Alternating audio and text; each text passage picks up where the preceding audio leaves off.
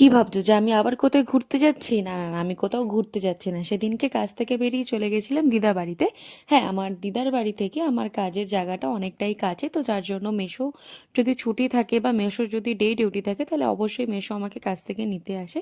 আর কাজ থেকে আমাকে নিয়ে চলে গেল মা বাড়িতে। আমি গিয়ে দেখছি মা বোনরও চলে এসেছে মা বাড়িতে।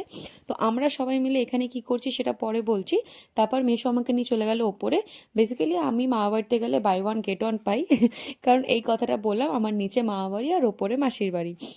তাই মেসো আমাকে দেখাতে ওপরে নিয়ে গেছিল যে মেসো কি সুন্দর করে ও নিচ থেকে ওপরে ওঠা সিঁড়িটা, আর মেসোর একপাশে ঘরের ওয়ালটাকে সাজিয়েছে। এখন আরো কিছু কিছু বাকি আছে।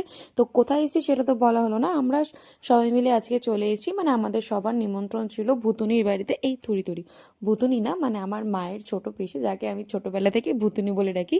বেসিক্যালি কি হয়েছিল, ছোটবেলায় আমাকে ভুতুনি ভুতুনি বলে ডাকতো বলে আমি বড় হয়ে উল্টে ভুতুনিকে ভুতুনি বলে ডাকছি। এই ডাকটা শুনে আমার ভাই আর বোন দুজনেই এই ভুতুনি বলেই ডাকে।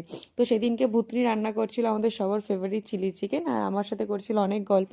আর এই দেখেছো তো, আমার ভুতুনির বাড়িতে কিন্তু এই এই একজন রানী আর একজন রাজা আছে, যাদের সাথে দেখা না করলে ওদের বাড়ি যাওয়াটাই বিফলে চলে যায়। তো এতদিন পর গেছি, ওদের এক তো এক্সাইটমেন্ট, ওরা তো খাওয়া ঘুম সবই প্রায় ভুলে গেছে। তো দেখে কি করবে বুঝে উঠতে পারছে না। কেউ কোলে উঠবে, কেউ মানে চেটে দেবে, তারপর কেউ চুমু খাবে, আদর করবে, এই করে করে ওরা খায়নি। লাস্টে মামি ওদেরকে নিয়ে বসিয়ে জোর করে খাইয়েছে।